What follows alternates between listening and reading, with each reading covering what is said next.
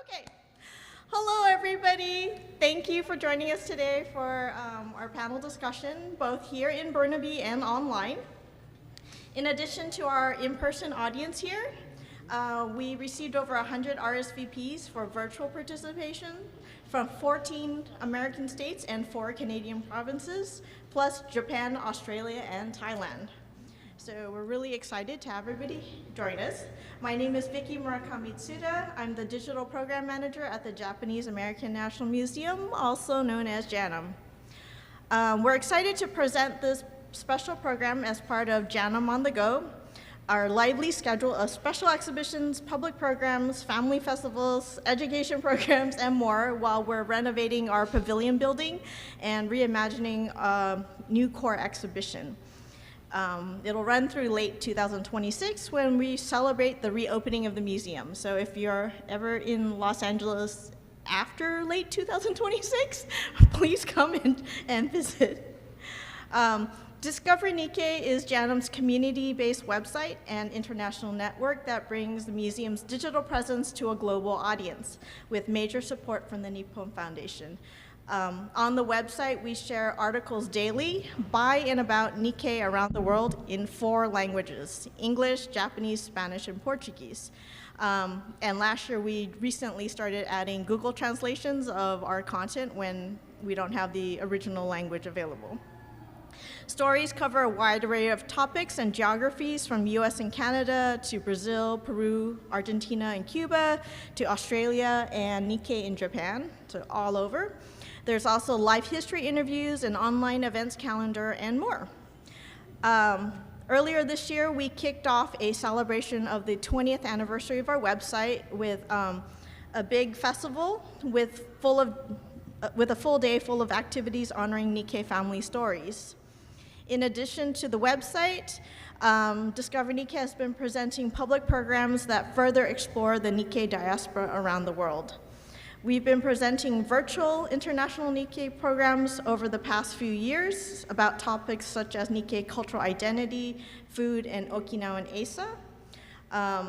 This program, we're very excited because it's the first of our new initiative for presenting hybrid regional partner programs that focus on specific communities.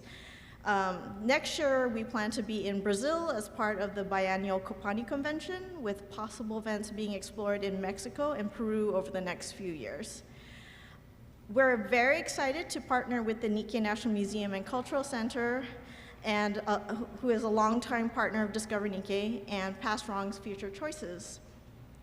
Before we get started, we'd like to respectfully acknowledge that the Nikkei National Museum and Cultural Center is on the unceded traditional territories of the Squamish Nation and the Hunkaminam speaking nations, whose ancestors have cared for these lands for countless generations. We are honored to live, learn, and gather together on indigenous land. Now, I am excited to introduce Jordan Stanger-Ross, who will introduce today's panel discussion. Jordan is the director of the Past Wrongs, Future Choices project and a professor of history at UVic. He specializes in migration, race, and inequality in 20th century North American history with a focus on the dispossession of Japanese Canadians. Jordan, it's all yours.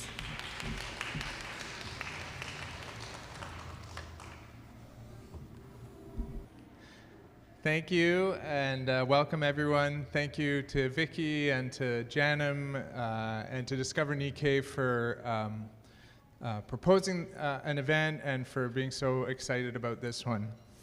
The field school, which takes international educators, Canadian teachers, and students from the University of Victoria and beyond on the bus tour, as half of the bus tour, along with members of the Japanese Canadian community, usually comprising the other half, in July for 4, this is our 4th iteration of the field school course, began with a phone call to me from a senior member of the Japanese Canadian community, someone who is in the leadership of the National Association of Japanese Canadians, who called me up and said, "Jordan, why are there not more courses teaching the history of Japanese Canadian internment at Canadian universities?"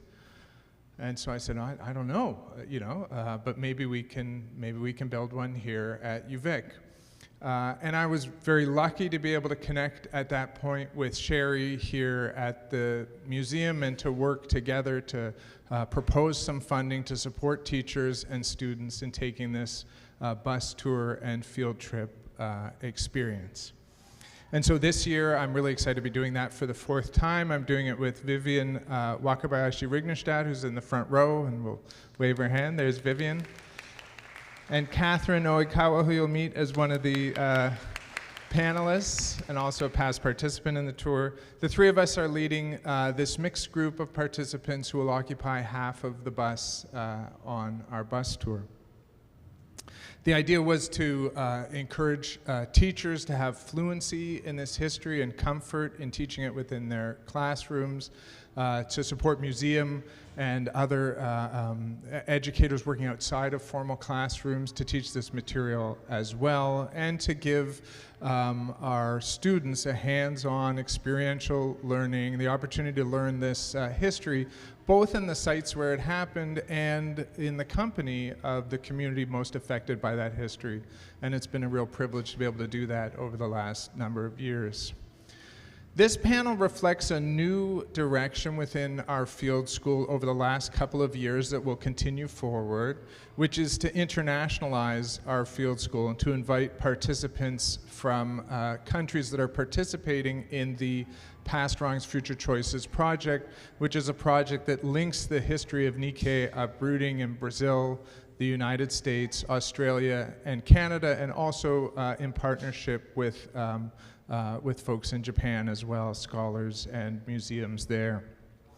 It's been a real honor for me after, I think now 15 years of working together with the museum and with Japanese Canadians, to be able to share the accomplishments of the museum, the remarkable educational program that the bus tour represents, and the wider accomplishments of the Japanese Canadian community with this international audience. I think you'll find in their comments today, I don't know what they're going to say, but I think you'll find that international participants are finding what's been built here to be a model of having difficult conversations with one another, asking tough questions, a model of support, and of connection between museums, universities, and community organizations. And it's been a really exciting thing for me to be able to share, and a delight to hopefully see that on display as well today.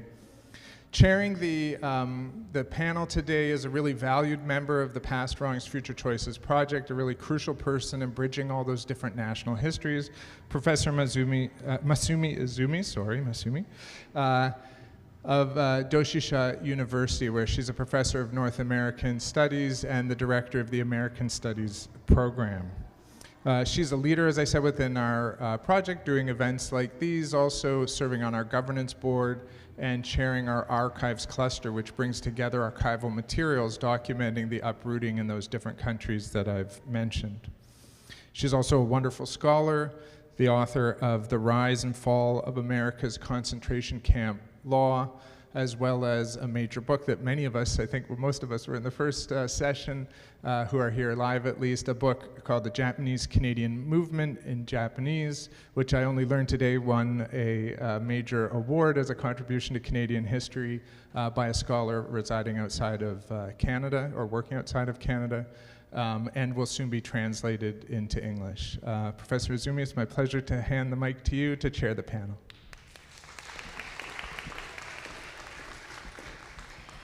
Thank you very much. And I'm very, very honored to be here and also being welcomed to this land, unceded territory of the First Nations people who lived here. And it's always good to have an excuse to come back to Canada. I was a scholar in residence in the Past Wrongs, Future Choices project and at University of Victoria.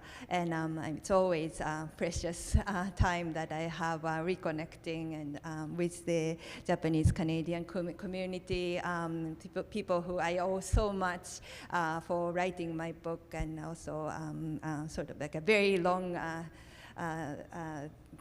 research project that I've been involved in connecting the Japanese immigration history and Japanese-Canadian history. So today we have a very exciting roundtable, and this is based on the Tomoshibi project, which is the camp tour in British Columbia. So we have 4 panelists who are past participants of this bus tour, and some of you are going on from tomorrow. So, so you get to hear their experience. So from close to me, so we have Les Takahashi. Les Takahashi is a Sansei, born, raised, and educated in Toronto. He is a retired Humber College teacher where he taught sociology for about 30 years. He joined the Toronto NAJC board in 2020. He has participated in the Tomoshibi Journey bus tour twice, most recently in 2023 with his family members. And his reflections today bring an essential community perspective to our conversation.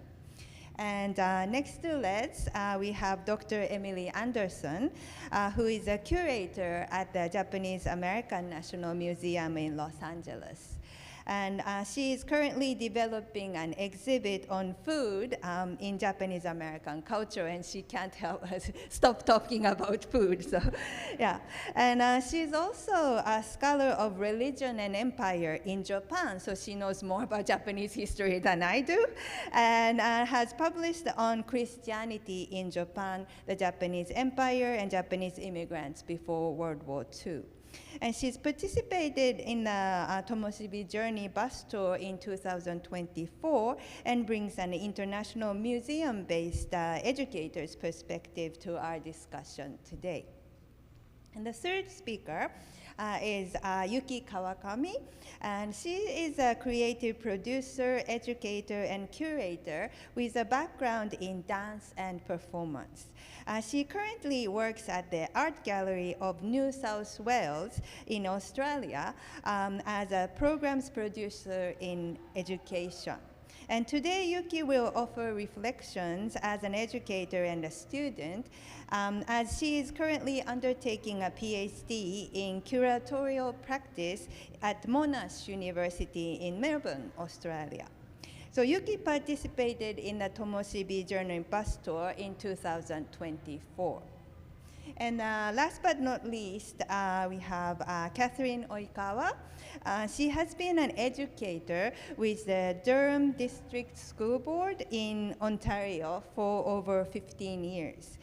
She has been a lifelong volunteer within the Japanese Canadian Culture Center in Toronto and is currently serving on the board of directors at Momiji Healthcare Society. Catherine participated in the Tomoshibi Journey bus tour for the first time in 2023. This year, she is one of the field school leaders.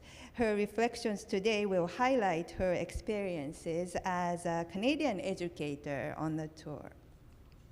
So we have prepared like 2 questions. So and I will ask each speaker to respond to like each question for about or within 5 minutes. So I will ask the first question. Okay, so can each of you share your personal experience on the tour? What kind of roles did you play in the tour, and how did the experience affect you and your work? So would you like to? So in 2019, I took my first tour of the camps, and being the first time I felt simply as a spectator. I knew some of the stories of life in the camps and the losses that were associated with that through things that my parents and other older relatives had said. I didn't have an appreciation of the changes that they had to face. So being at the museums in Tashmi and New Denver put some reality into those stories.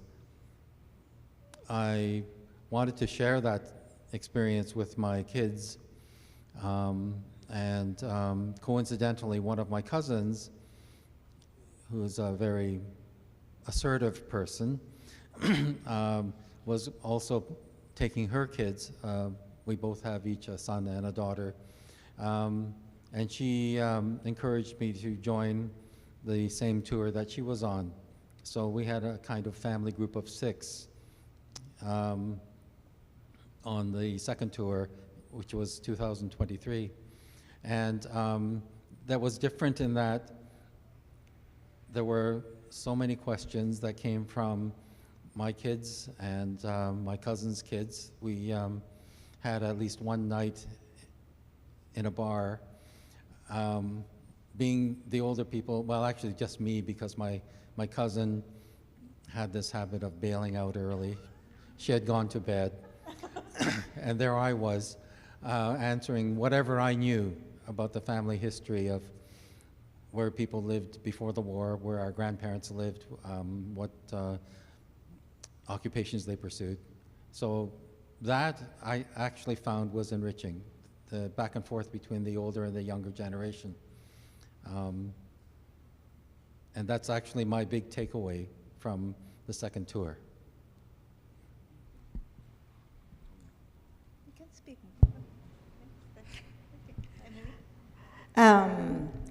This is very loud. So, like Vicky, I have been associated with JANM in Los Angeles for over 20 years, although not continuously.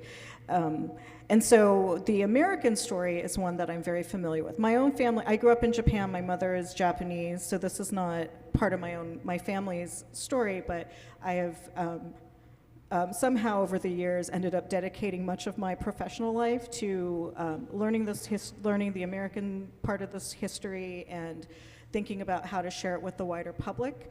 And so, and I knew a little bit about, I've read Joy Kogawa, and I'm helping Masumi translate her book, so I had read her book in Japanese, so I had sort of, a vague sort of book understanding of the history, but it's, and this is something that I try to do with my own personal research and my other work, is that you can never replace the experience of being in the place. To go to a place, to travel there, even if you're taking different transportation, you get a sense of the journey, the experience, the feelings.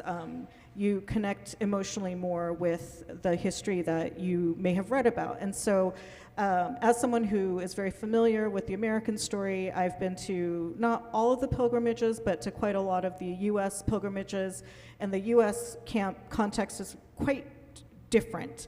The physicality and the environment is quite different. And so for me, what was really striking was where there are such stark differences, and it's in these sort of granular details that I think you sense the sense of loss, the sadness, the tragedy, the outrage of what happens to people when in a moment of fear and sort of stirred up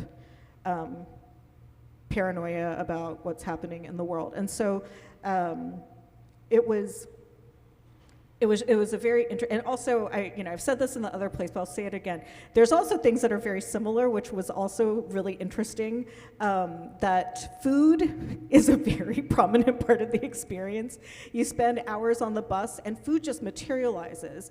But I think, and yes, like I said, I will talk about food wherever, but it's because food is such a central part of what brings people together, right? So all these aunties have prepared fruit and I don't know, there were treats. I'm like, where did they store them? I don't know where they came from, but they would just sort of circulate through the bus. And the Japanese-American experience is very similar. You're constantly being fed, whether or not you want to be. Food is how people communicate. The second thing is how much the community is interconnected, either literally as kin, through kinship networks, or sort of metaphorical kin, whether, your grandparents were on the same baseball team together, or you went to the same church, but people know each other and they know how they're connected to each other. And so, even though there are these distinct sort of discrete family groups on our bus trip as well, you'd find out, oh, somebody is like somebody's brother-in-law's cousin, or, we had two teachers who discovered they were related to each other because their grandparents have been estranged. And when we were looking at a photo, I don't remember which site we were at, and they realized that they each had a grandparent pictured, but they didn't know about the other person's family. So they were two teachers, had no idea, and they found out they were cousins. So the interconnectedness and and how everybody is so aware of also where everyone is connected. The food are also two things that are very consistent across the border between two countries. But there was a lot of the differences and the uniquenesses that created by these accidents of boundaries and laws and provincial law versus federal law, all of those things. It gives me a lot. It gives you a lot to think about because it has such a huge impact on each individual. They may seem small, but each person's sort of trauma and tragedy is that person's, right? There's no comparison because it doesn't matter if somebody else had a different experience. That's not yours. They didn't experience what was hard for you. And so thinking about all of these distinct individual stories that it's so easy to to turn into sort of an abstract, but it is about the groundedness of each person's journey through this history that makes you really feel the impact of it all. So being able to, it's a long week, I won't lie. It's a lot of time sitting on the bus. I don't know how the bus driver survived the week. But that also is part of that experience, right? The heaviness of the journey. So it was a very, again, not my personal family story, but it was a very profound experience. Hi everyone, my name is Yuki, and I might just introduce myself a little bit more. So I was born in Japan from Kansai area, so Osaka, and I moved to Sydney, Australia when I was 4 years old, so I've had an Australian education. You can probably tell by my accent, and on this tour, one of the internment survivors actually commented that I sound like Crocodile Dundee, which I'd never heard of before, so that really set the tone of the tour. Anyway, so I hope you can understand my accent. So I'm not a historian, but I work in the arts, and I think I share a lot of the experiences as fellow Nikkei people in Australia, that there is very little awareness of this history in Australia. And in 1996, Dr. Yuriko Nagata, who is the kind of preeminent scholar in the Japanese civilian internment experience, published a book. But since then, there is still little awareness of this history publicly. And so, and also, I guess I might give a little bit more context about what happened in Australia, is that 98% of the population of the Japanese civilian community were placed in internment. And that was, I mean, far less than Canada or the US, but there was 1,414 local detainees, and amongst them, there were non-Japanese spouses, including Aboriginal Australian partners who were placed in internment. So that also sets the context. And then following the end of war, basically all but 100, a little over 100, so 140-ish, civilians were actually repatriated or deported back to Japan. So there is a real disconnect between the pre-war community and the post-war community. And so what I've been really interested in, I guess, from visiting this internment tour is, for one, for me to learn about this history. And I think, within the Canadian context, because in Canada, in the US, there is a lot of photography, archival material, there has been redress, there's been a formal apology. There are a lot of gaps in Australia.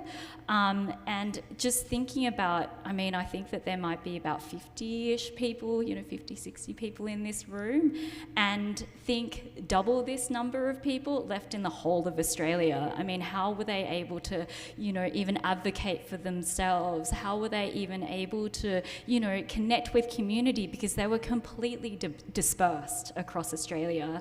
So yeah, I think one of the ways that I was reflecting on this whilst I was on the internment site tour, but because I am doing curatorial research, it was really interesting to visit some of these regional and remote museums and internment sites, some of which had interpretive labels, some of which did not have anything.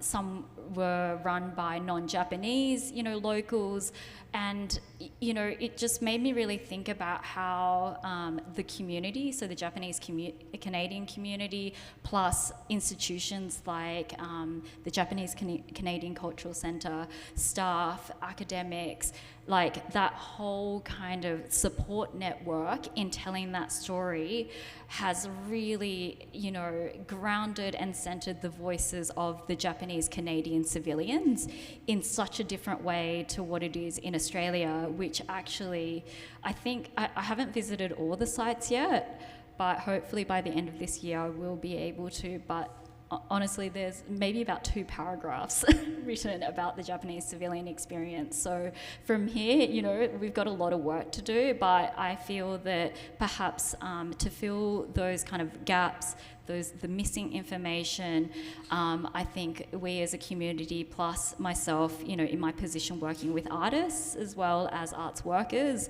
and museum professionals, how can we kind of get together and learn about this history together, and also share this for the to the wider public, because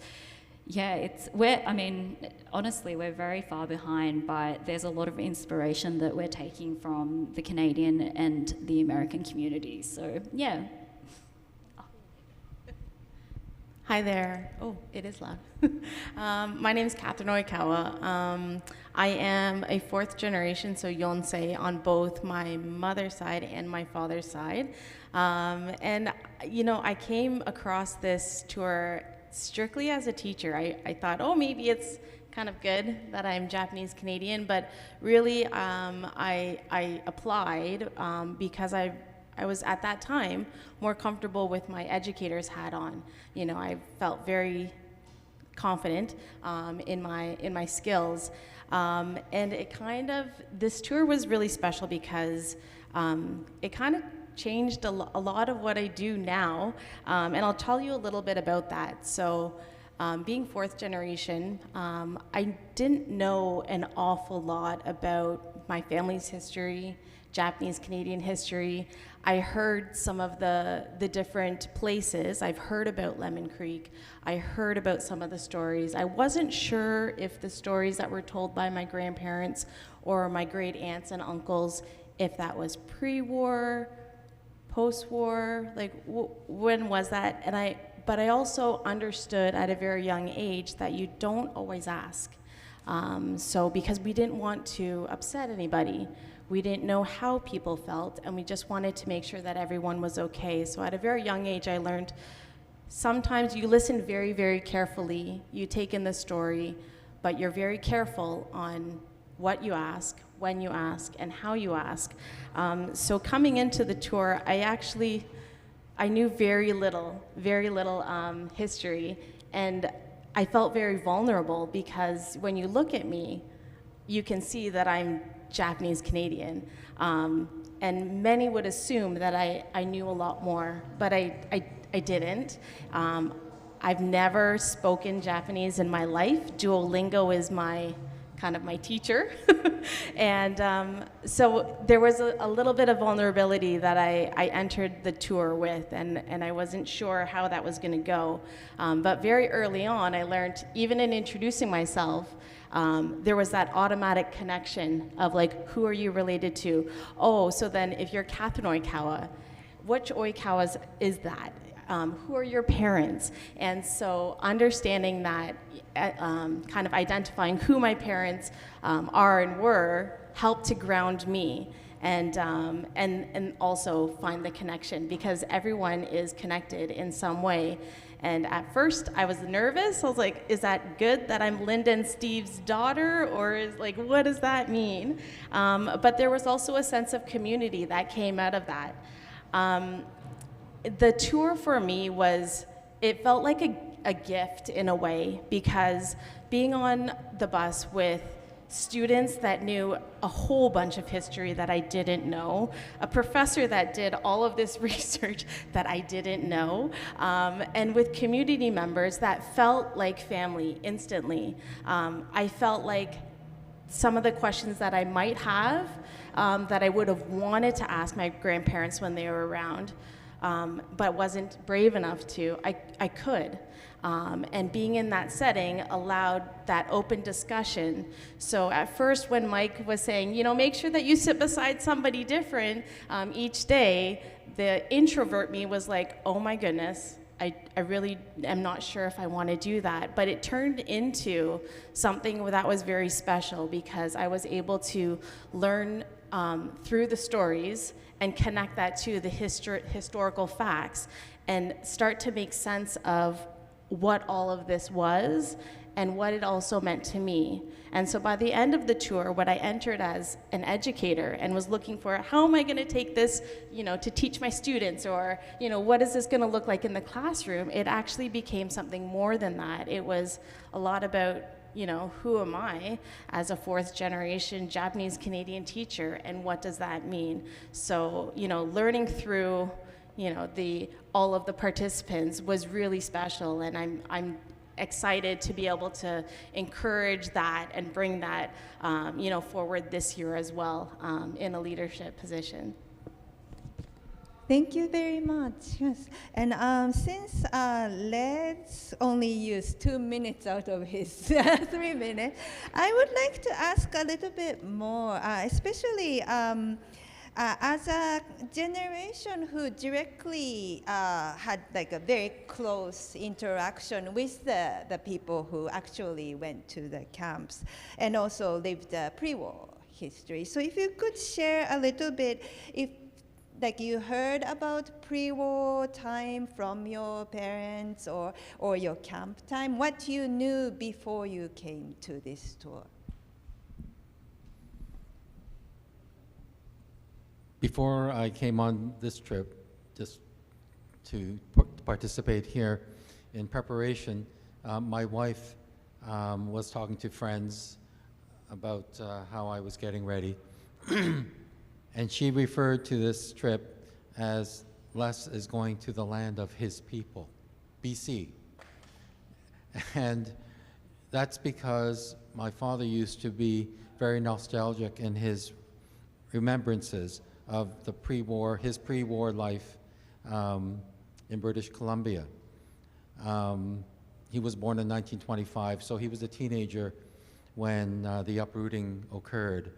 But up to that point, he had all kinds of stories. That sort of distorted my initial impression of his life. Now, as he got older, I'm not sure the reason, but he began to reveal more of his the trauma that he experienced. My grandfather had a rice mill and an importing business in the Powell Street area, and he had relative success. He wasn't as perhaps as successful as the Maikawa family, if any of you know the Powell Street history. But he had a certain amount of success. And I imagined that my father, being the only son, was expecting that he would inherit this business. And my grandfather, being in his 60s, was probably expecting to hand it over. So there were these expectations. And my father never ever said anything, but I could tell that certain times he was angry about stuff relating to this. And so I'm speculating, but I think I'm pretty close to the truth on this, that he was terribly upset and angry, but he just didn't let it show. My mother, so when I came to Vancouver itself, actually before the tour last time, the 23, I took my kids around to some of the places where my father's family lived. The site where the house used to stand that my grandfather had owned, and the warehouse was actually behind that house. The language school, the same language school that's on Alexander Street that my father had attended. We visited Strathcona School, the elementary school that he attended, and we got to see Vancouver Tech. So I took my kids to all these different sites just to give them some idea of at least the physical geography of my father's life. My mother lived in Marpole, which is south of, I guess some people might have considered back then a suburb of Montreal. Montreal, my goodness. I don't know how my brain skipped to that, to Vancouver. And so we didn't see that. I had seen the street where her family had lived. And she, again, was also a teenager at the time that this uprooting occurred. She didn't tell her stories with anger, but she did tell me that when they were leaving to go to Hastings Park, as they were leaving, the neighbors began looting my grandfather's garden. He was a professional gardener. He used to tend gardens for posh families on Marine Drive. And he had a pretty good garden himself. That one little bit about the neighbors looting the garden sort of reflected my mother's upset about being forced out of their home. And she also did tell me how difficult it was making a place for themselves in Hastings Park in the stables. So during the 2 times I did take this tour, I could feel their upset. In fact, the first time I was very upset about walking into the Hastings Park livestock building. It looked not too different from what photos showed of that time. So I was beginning to gain a sense of the trauma they experienced. It was hard to get that from just stories, mentioning the names of places like New Denver didn't really tell us anything, tell me and my brother anything. But being in these places made me appreciate the sense of loss, and I projected that my grandfather, and so many people when they're in their 60s and have had a history of work and endeavor, if they're lucky enough to have some success, they sort of can look back on their lives and appreciate what they've achieved. And I'm guessing that my grandfather had that same appreciation for his own success, which suddenly disappeared. Again, nothing ever came from my grandfather. Well, he spoke mostly Japanese, a very little bit of English. By the time I was a teenager, I had forgotten most of the Japanese that I had learned, so I couldn't communicate with him. And it's likely that he wouldn't have told me anything anyway. So being in these places and showing my kids these places helped me appreciate. And well, I would admit, I would have to speculate the kinds of reactions my family had when they lost their homes and their assets. As it turned out, my grandfather's warehouse where he kept dry goods that he was importing was empty when one of my cousins came to visit, one of my uncles, sorry, came to visit partway through the war period. So yeah, it's just being in the place where these things happen helped me appreciate their losses. And I'm hoping that my kids also did appreciate that as well. Thank you. Thank you so much. So I have another second question for everyone, and maybe we start with Catherine this time. Okay. So the second question is, can you share your reflections on the tours as an approach, model, or method?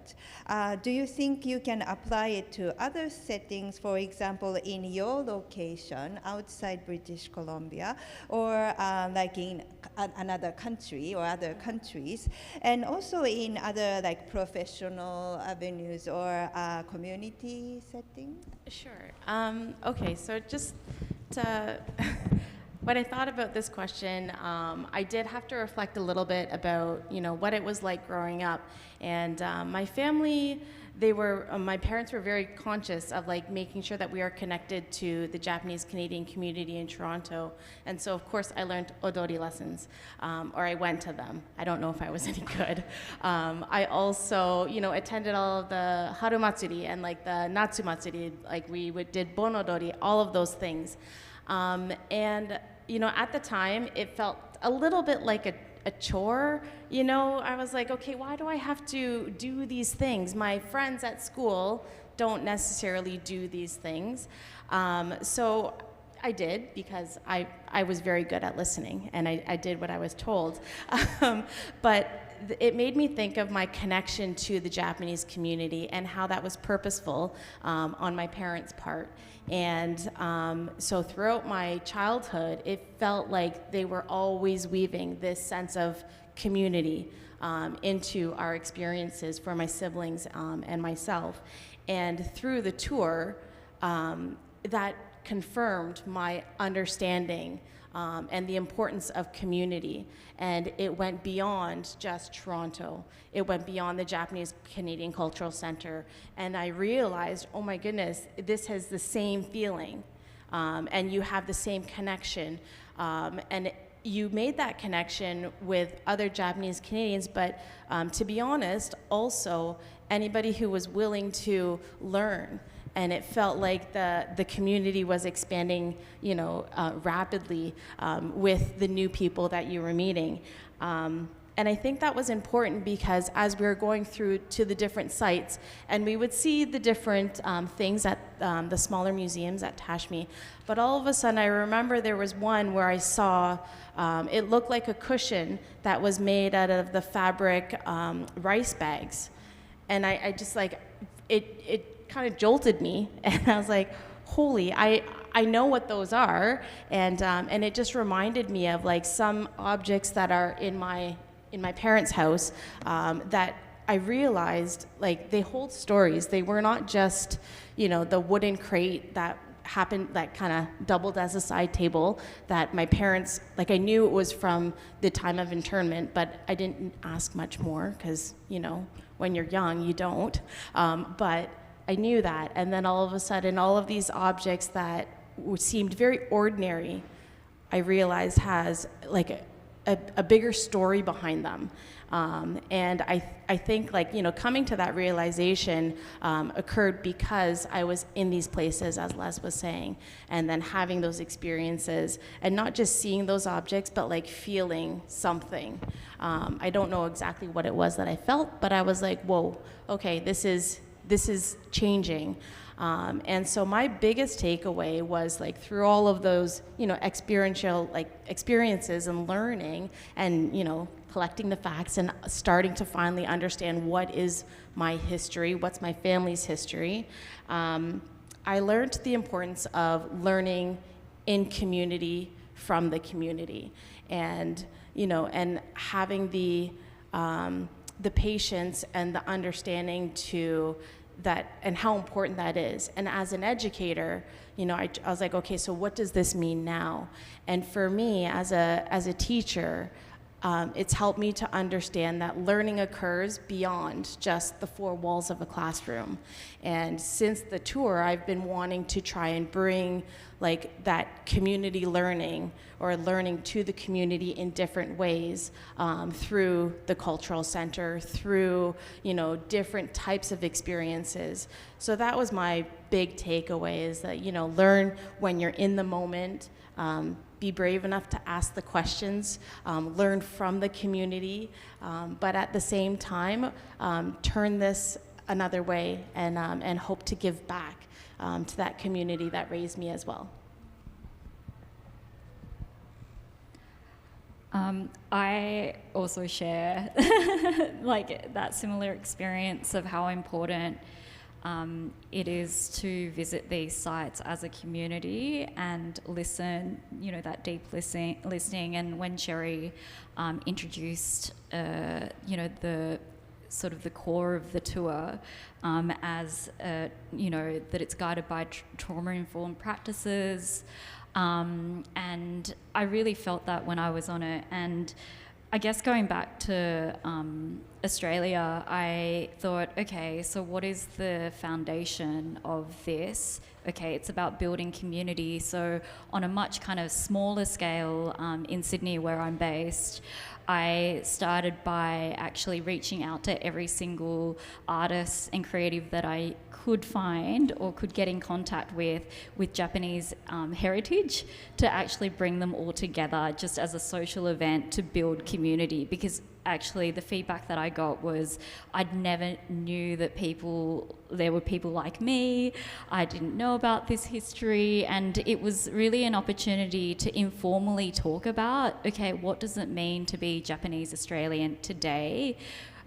What happened to the people before us pre-war? And so it was really the kind of set the foundation of where I was going to go next. The other aspect that I really, you know, the 5-day tour is very intense. We really had the privilege of hearing from, you know, the generosity of the internment survivors. I was really just taken aback by that. And even in Australia, I had only met one descendant before I had visited, you know, attended the trip. So I guess I have been able to connect with a few others, but I know that there are other families out there, and I think it's going to be quite a long process to still connect with these families. So, and that's not just myself, but I think it also means other members of the community as well. So that is one other aspect of, you know, what I said before of centering the voices of the survivors and the internment families, and also the Japanese Australian community, is something that I'm really, really passionate about pursuing for the exhibition component. Another sort of outcome, or, you know, that I've been really interested in is about that process. And in September, I'm actually hosting a mini version of this in Melbourne, and it's a 3-day intensive with a small group of contemporary artists, so with Japanese heritage. And we're going to actually visit the Immigration Museum in Melbourne, where there's a family display of Setsutaro Hasegawa, who was a pre-war gentleman, a very stylish man because his collection has suits and things like that. And his great-grandson, Andrew Hasegawa, who's actually written for Nikkei Chronicles, I think. He's actually going to give a talk to the group of artists. And then the second day, we're actually visiting Tatura, which is where the Japanese families, so in Camp 4, Japanese civilian families were kept and were interned, and we will be actually visiting that site with the artists and having conversations, taking time. Perhaps some of the artists might like to take some recordings or photographs, or, you know, I'm keeping it very kind of open. And then the third day I've set for reflections and and I guess kind of like brainstorming ideas of how we can share this story and mobilize the information that we have, and then identify where the gaps might be and the opportunities are. So that's kind of what I'm working on at the moment. And this is my last point, but one of the locations that I found particularly inspiring was when we went to Kaslo, the Langham Cultural Centre, I think, because I read that on one of the interpretive panels that it was one of the first towns, ghost towns, to formally apologize publicly to the Japanese Canadian community. And I was like, oh wow, this small town really kind of drove that, and that really inspired me to, share that experience with some of the non-Japanese community members who have actually set up these, remote museums, to start having that conversation of like, we can actually collaborate, work together to try and, acknowledge the injustices that have been done.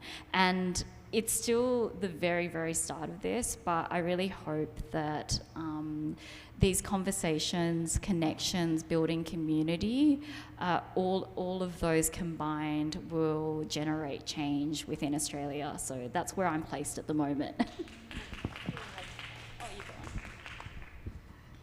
So I think this is a really interesting question for me, because I feel like Yuki and I stand at sort of the opposite ends of a continuum in terms of sort of resources and attention paid to the history of incarceration or internment in different countries. As somebody from the U.S., we have, there's such, in a way, I mean, on one hand, it feels like it's never enough and there's still not enough and still so many people who don't know, but also we do have an embarrassment of riches.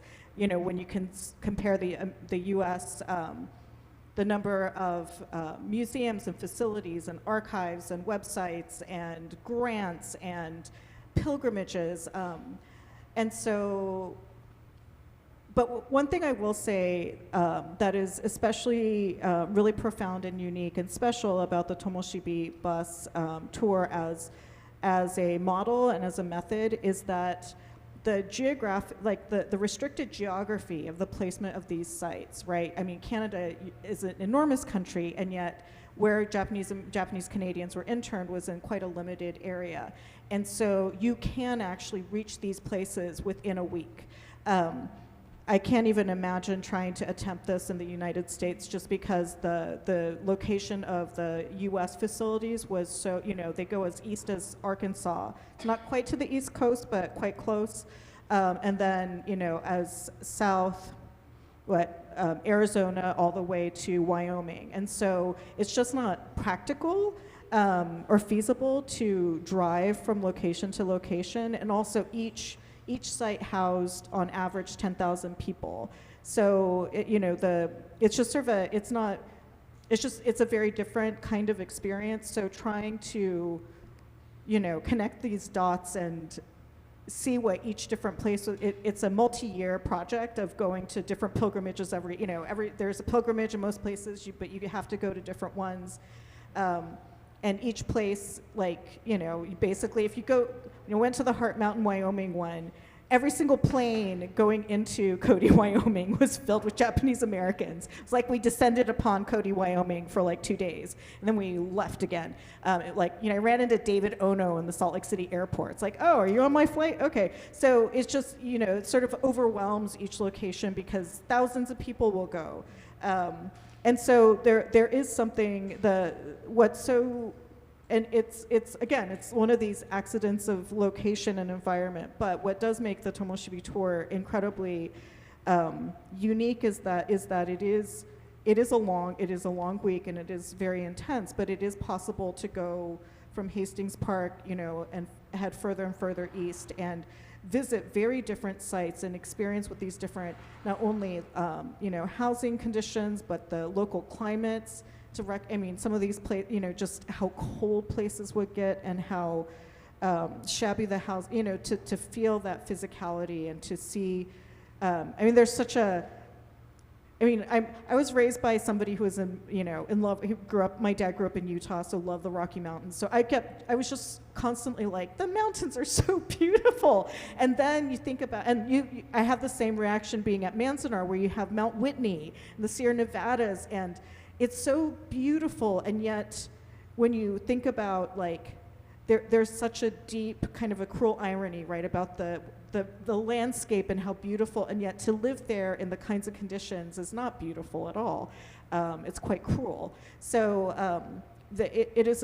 the locations of the camps in BC offer this incredible opportunity to actually experience not every single one, but a large majority of them in sort of one trip, and it also sort of gives you a sense of how long it took people to get placed, all these things that you were mentioning, that you can read about it, you can think about it, but physically going through, following in the footsteps of these people has a very different impact. So I think, in some ways I sort of hesitate to say anything because I recognize that American institutions do have an embarrassment of riches, and that it's not, things are very difficult right now, but regardless, we're persevering. We're persevering, as Bill Fujioka, our chairman of the board, has said. We're not scrubbing anything. We're standing firm and trying to speak truth to power, and that's our challenge at the moment. But we do have access to a lot of things, right? And I recognize how fortunate we are in that.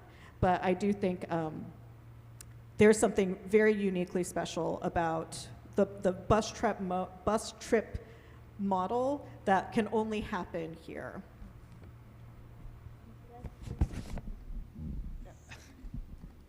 I don't know how to follow that.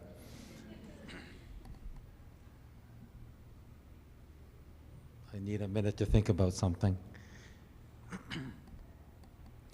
What I did appreciate in both trips was sharing space and time with the people in the UVic program, many of whom were just beginning to learn about this situation, these camps and what led to them. So I was quite happy to tell, from my point of view, younger people, anything that I knew from what I had learned through my family and reading. By the time I went on the first tour, I had done some homework, so I filled in quite a few blanks that my parents left me. And that I found satisfying and reinforcing. One of the things I did learn in my career as a teacher is that the more you teach the same subject, the more you know about that subject. It's not a static thing. So in the bus tour, sharing what I knew with others really reinforced all that in my own mind. And then it also grew my appreciation for what it meant for those who were close to me. And then the broader community as well. I think that in the Sansei generation, my generation, there is a gap. Our Nisei parents probably didn't tell us very much at all, and also made efforts to assimilate us, their children, into the Canadian community as much as possible. So my reflection on my youth is that I had no connection, other than relatives, to other Japanese Canadians. When I was 12, my parents put me in judo classes because I was getting bullied. And the first time I went to the dojo, there were all these Japanese kids. And what was I supposed to do with them? Like, how do I talk to them? So that reflected that detachment from the community. I've overcome that, gladly, so that almost all my extra time, I'm a retired person, but I'm really busy with community activities. I volunteer once a week at Toronto's Japanese Canadian Culture Center, and I'm on the executive board of the local chapter of the NAJC. When there are festivals, I try to attend as many as I can. So I try to be active as possible. And I'm quite proud that my own grandkids attended the Japanese nursery school at the JCCC in Toronto. So at least for a while, when they were toddlers, they were speaking more Japanese than I knew. And I used to get corrected by my 4-year-old grandchild. Or they would say a word, and what's that? And they, oh, Ji-chan, that's ringo, that's an apple. So I was embarrassed, but then happy that the community connection, the cultural connection had not been erased. Whereas I do spend time with other Sansei individuals who seem to know Japanese. So when we talk about tsukemono, this friend of mine cannot say tsukemono. And I'm being impatient at the same time. I'm thinking, yeah, I know. You can't say it. We'll just call them pickles.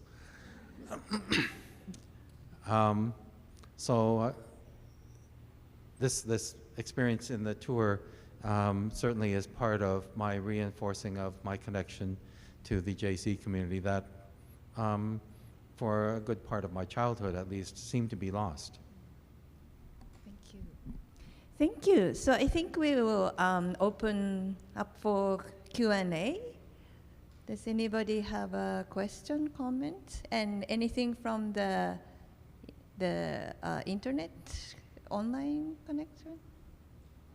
Not yet? Okay. Yes, I participated in one Manzana pilgrimage and 2 Tule Lake pilgrimage. So yeah, it's amazing because we have people from different backgrounds and different reasons. Like I was there as a scholar, not the Japanese American or Japanese Canadian family background. My parents were like, my family is more like a Manchuria experience. So not having that connection, but then I was a scholar, and then there were like younger people in the community, but also like a non-Japanese, younger people also. And then there were like, the people who actually were in the camp or born in the camps, and they really try to connect all kinds of different people in there. So yeah, I think that's really, and like Yuki was talking about, just having many people, not just direct descendants, but also people who from different backgrounds coming together, and even from Japan. Yeah, I think that's very special things. Any questions, comments? Okay, would you like to read the question?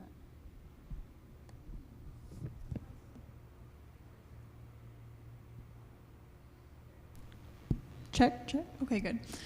So we have a question from Christine in the Zoom chat, and Christine asks, can you please tell us more about the kinds of artistic works that are being created in Australia that were mentioned?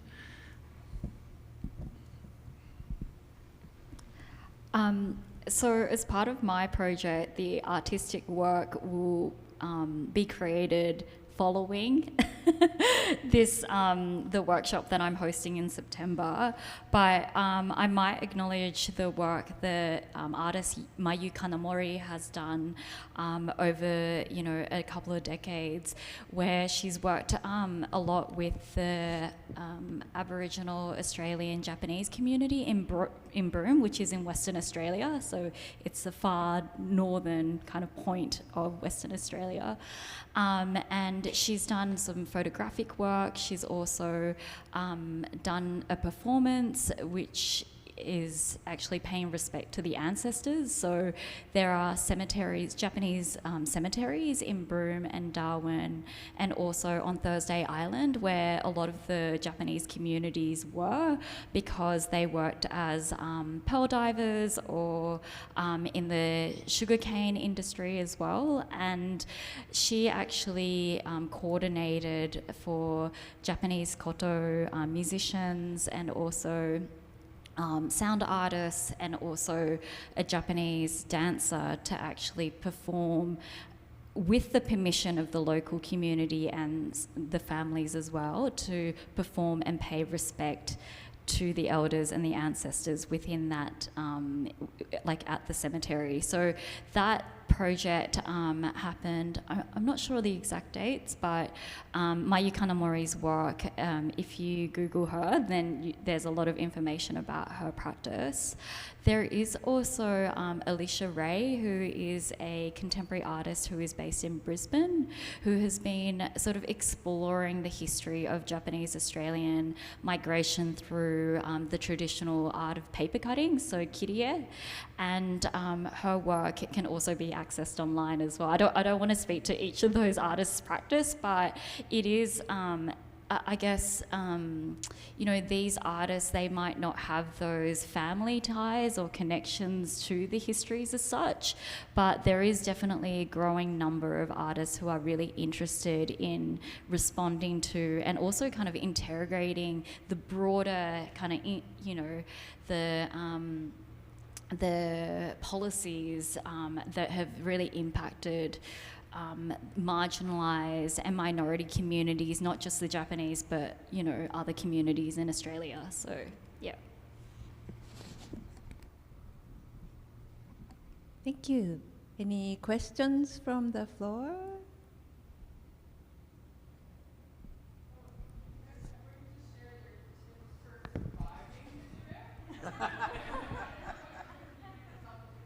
Give Tomiko a mic.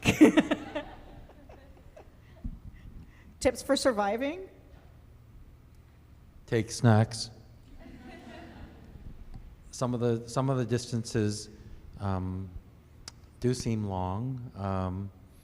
So there were some parts of the drive where we napped, but and then other times when in the Slocan area there are several sites close together, so you see them in quick succession. And my son will tell you that there's a good place to swim, Christina Lake. Those people who were with us knew him immediately after I think that was halfway through the trip.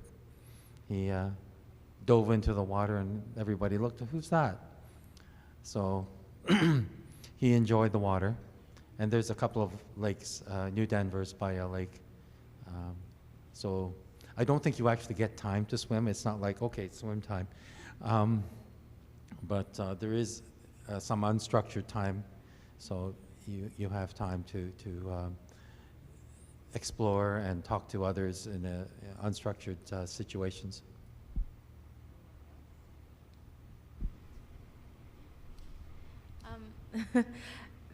Yes, it is an intense week of touring, but my best advice would be to find time to rest, whether that be a physical nap or just to like rest your mind. I found that I was, you know, in some ways like having no expectations was best because I didn't know what to expect. So sometimes it would be an emotional roller coaster and there would be something that hits you emotionally and you need to rest. And then other times it was just so hot and then you would need to rest. So finding time to rest and, you know, listen to what your body needs, whether that's your physical legs or, you know, like make sure that you hydrate, but also just resting your mind is what helped me through the second half when I realized that I needed to do that. I kept a journal, very rough journal, but I did get frustrated at times when there was too much information, so I couldn't remember, and I wanted to remember, but the journal helped a lot. Even if it was just jotting down a person's name. We had on our trip a guy named Mike who delayed the bus for a little while on our first night, or first morning after that. And so, but I made a note in my book, you know, that was Mike the Aussie. He was busy communicating with people at home on his computer, I think, and he got absorbed in it, and then he forgot the time. So I think someone might have gone to fetch him. Any other questions? There's an online question. Yeah, so we have another question here from Phil, who asks, what would you say was a unique quality of the Japanese-Canadian incarceration experience as opposed to the Japanese-American experience?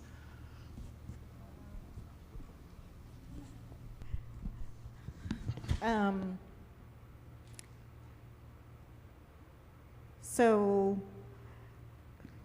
I'm trying to think of how to answer this in a general way and not get bogged down in details.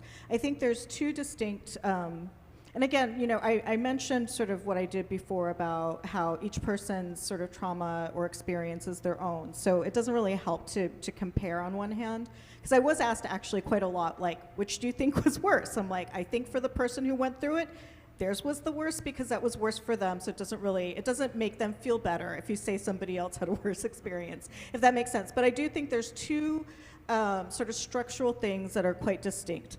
One is the actual facilities in which people were held. In the U.S. case, you know, there were tar paper barracks, you know, surrounded barbed wire, but it was you know, administered, like where people were fed in a mess hall, where food was procured by the government. You could survive without working. You didn't have like spending money, but you were not, you know, the most basic needs were provided for you, and that was consistent. And you know, there are plenty of problems and issues, but at the most basic level, things were provided. There was a roof over your head that somebody else built for you. There was a mattress that was straw, but that you could, you know, the most basic of things were provided for you. And the second, which I think is in some ways has had a bigger impact on the post-war, is the fact that people were told to either go east of the Rockies or go to Japan, and were forcibly dispersed. In the United States, they also intended to force people to disperse. They told them, don't, you know, gather in your little collections. It's off-putting to other people, or, you know, this is why this has happened. But people wanted to be with their friends and their family and to feel safe and comfortable. And then people were able to return to the West Coast after January of 1945. And that, I think, to me, when I sort of talk to people like Les and talk to other folks who, you know, like their family was in BC and then they were in Ontario, and there's this deep sense of alienation and loss physically from the past and not just emotionally. Whereas in the United States, like Little Tokyo recovered and it's still there, right? People move back to the same neighborhoods. There is still difference, and you know, people still, I mean, I don't want to sort of paint too glossy of a picture of the United States situation, because plenty of people didn't recover and plenty of people never, you know, they were too old, they were too tired, they couldn't sort of reestablish themselves. But the government didn't prevent them from going back to where home was, whereas that was true in the Canadian case. And I think that very cruel 1945 to 1948, you know, go east or go to Japan, to me feels like a huge difference that had cascading impacts you know, for subsequent generations. I just want to add that also there was like many people who went to sugar beet farms in Alberta and Manitoba, and there's actually like sugar beet tour as well, and their experience was also very different from people who went to BC camps. So yeah, the variety of experience. Okay, any other questions?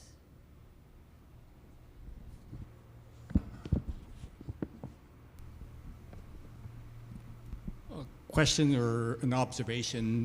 One is,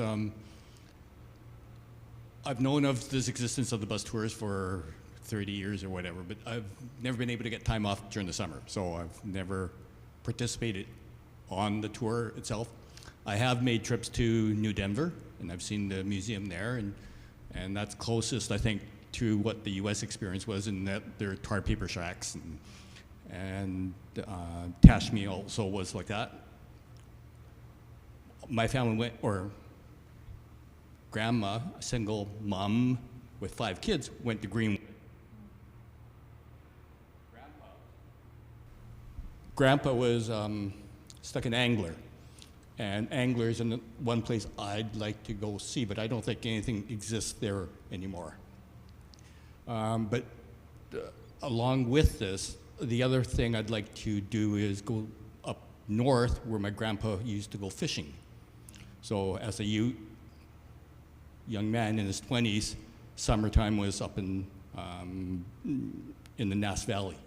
And then winters he'd be down here in the sawmills or whatever. So those two are trips that I'd like to make as well. The Australian experience was something I wasn't aware of, and it's something interesting. And with only 40 people left, you know, it's a much smaller, probably a tighter knit community if you can track them down. And the last thing I'd like to comment more to Emily is after 9/11, with the Muslim community and how they were treated, and more recently with what's happening with people being rounded up, we can never be complacent. And this story of our people needs to continue to prevent that from happening again.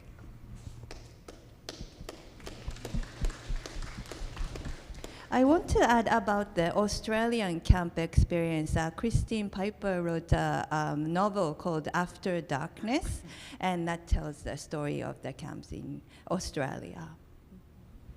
Okay, any other questions, comments? The online?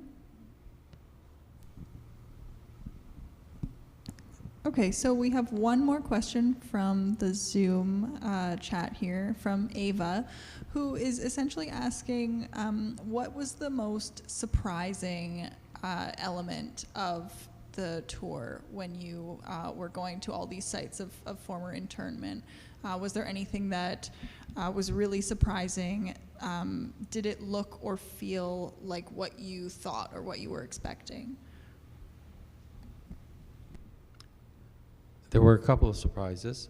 I didn't know that the mayor of Greenwood, one of the early stops in the tour at the time, told the BC Security Commission to send Japanese families to his town, because there were other places that said that they didn't want Japs.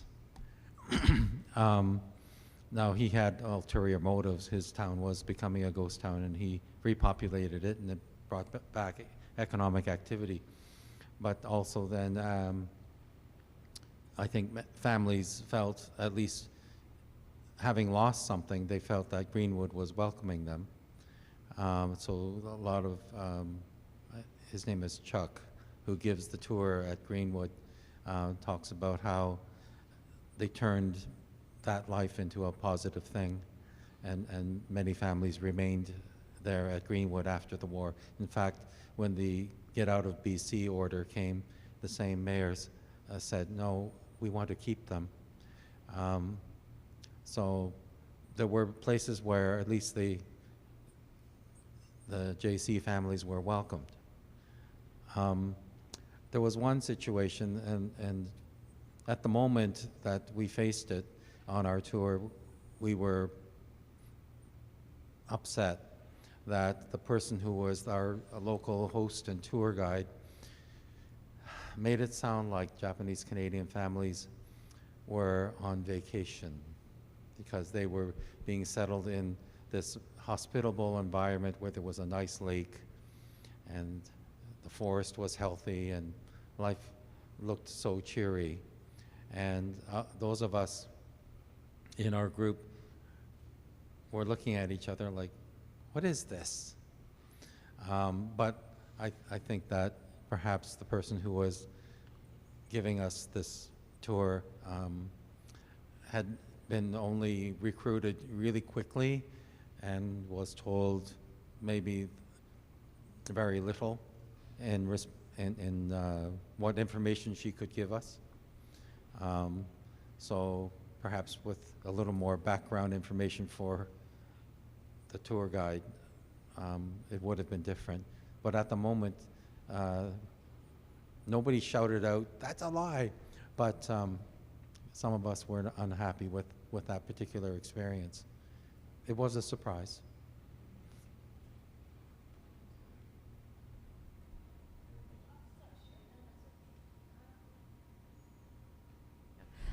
I think that there was a couple things that surprised me.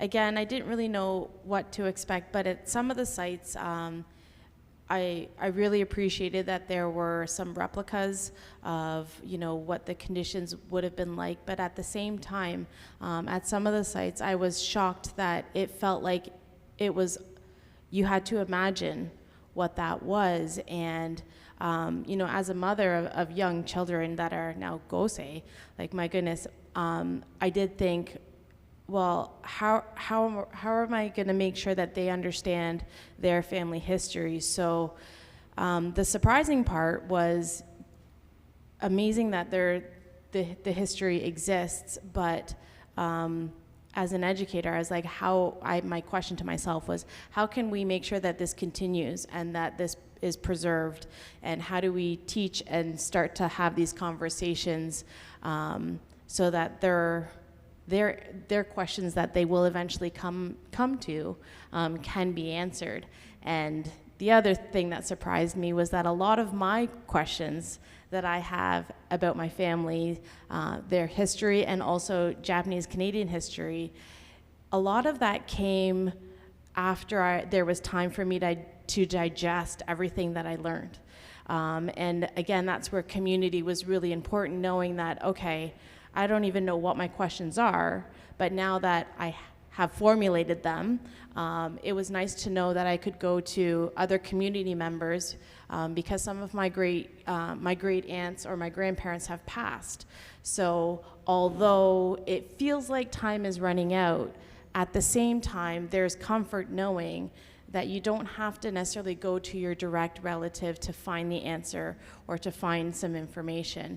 So it was a weird, I guess, comfort in knowing that. I just quickly, not so much surprises, but piggyback on that point is that, like you were saying, as many resources there are, and Vicky's been doing this for 30 years.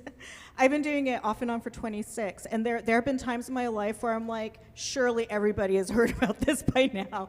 But then you have these shocking moments where you're like, oh my God, like, it is, like, do people not realize what can happen, right? And certainly I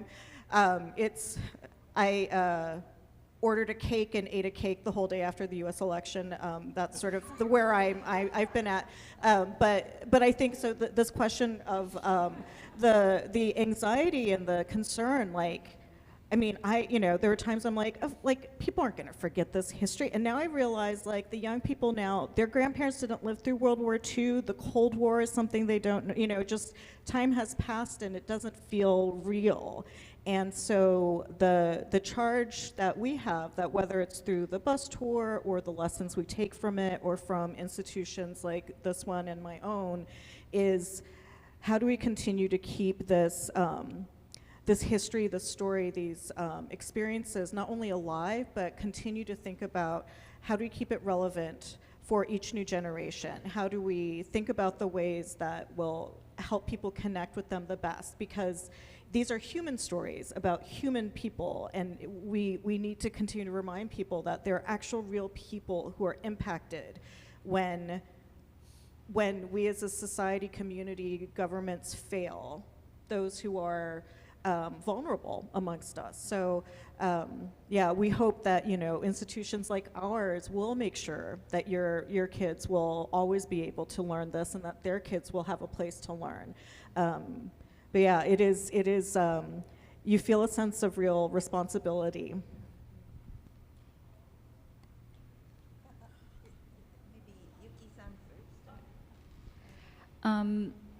I think honoring the legacy, I think, was something that I really took away from the trip. And I might just give an example. So we went to Tashmi, and in Tashmi, it was the first time I saw the fuki plant growing. And there was just a lot of fuki plants just growing out the back of the building. And then, whether it was the same day or the next day, we went to Greenwood, where they've got the monument there, and Chuck Tasaka, I think, led our tour. So he showed us the Nikkei Legacy Park project. And, he's very lively and, talking about the community and things like that. But then when he took us to this kind of monument and building, and there was this beautiful kind of pebble, path, there were sort of monuments that, replicated those Japanese kind of iconic stonework. And he actually said, we've placed a fuki plant here, and it was just growing. And I was just really taken aback by, how it was just kind of growing wild in Greenwood. But in fact, when a community member has actually platformed and actually placed significance on the fuki plant and had placed it inside of the legacy, monument, I thought that kind of contrast, like analysing that, was quite interesting, and I really took away from that experience. So honouring that legacy, how do we do that, even if it's a plant or, in all aspects. So, yeah.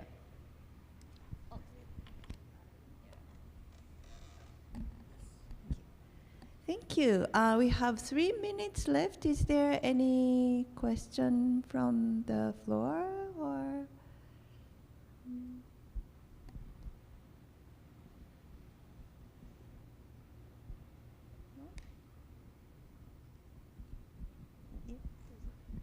Another tip, play Japanese geography.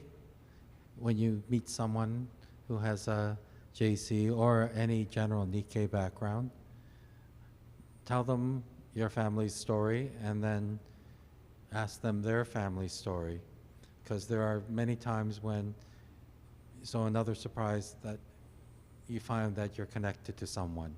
Maybe not a blood relation, but I found the descendant of the man who married my parents. You got that? And to American Japanese who are Buddhists, this man, his name was Reverend Tsuji, became the bishop for Japanese Buddhists in North America. But he started, at least his beginnings included being the minister at the Japanese Canadian Buddhist Church in Toronto in the 1950s. So I never expected that to jump out at me. And now I'm a friend of this woman who's the grandniece of this man. That's Andrea, right? Andrea. Yes, yeah. So she was, Andrea was also, scholar in residence for PWFC. Yes. Any other comments? No?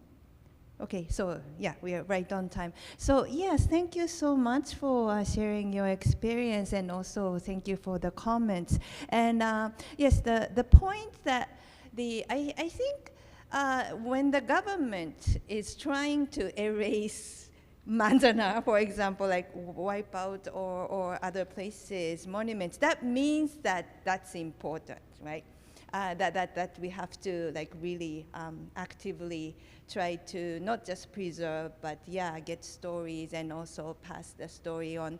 And also the story needs to be told from history, also art, possibly dance, and also school activities, and many different ways that I think we can tell, and we should tell the story. So yes, thank you so much for attending, and yes, thank you for the tour.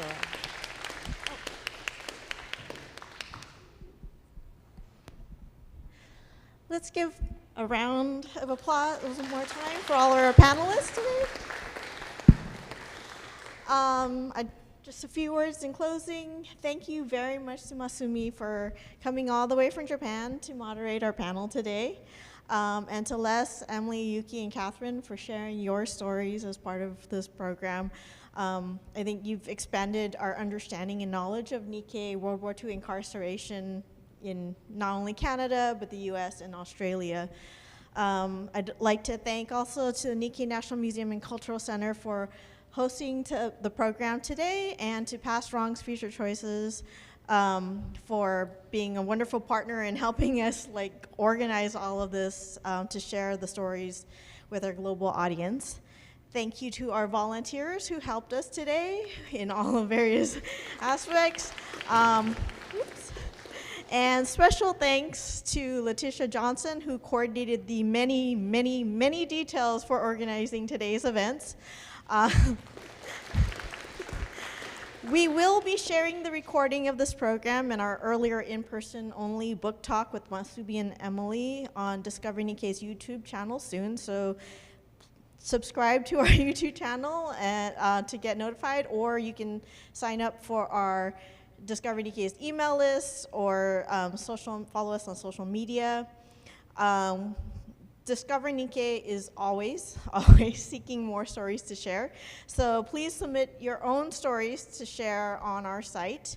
We'd love to also hear from you, and we want to partner with more organizations to present more regional, virtual, and hybrid programs like this, and to broaden our global networks. So, and we're also always looking for more volunteers with a variety of ways to help.